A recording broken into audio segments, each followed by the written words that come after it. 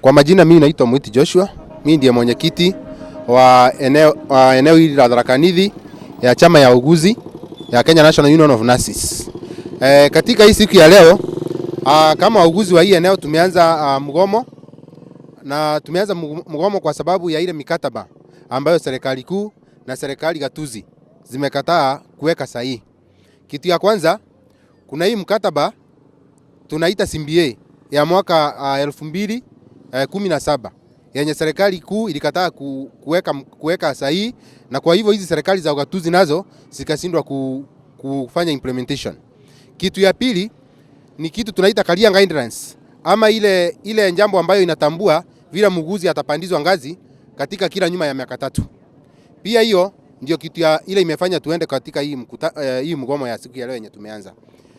Na kitu ya tatu ni pia mkataba ya CBA ya ile tunaita 2025-2029.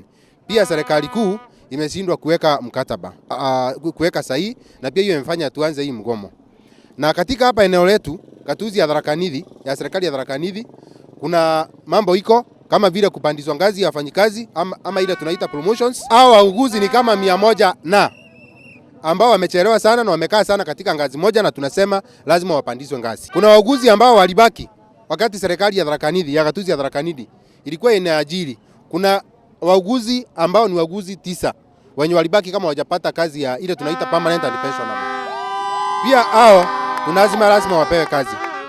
Ya tatu, kuna kitu tunaita SRSR. Hiyo ni pesa ambayo wauguzi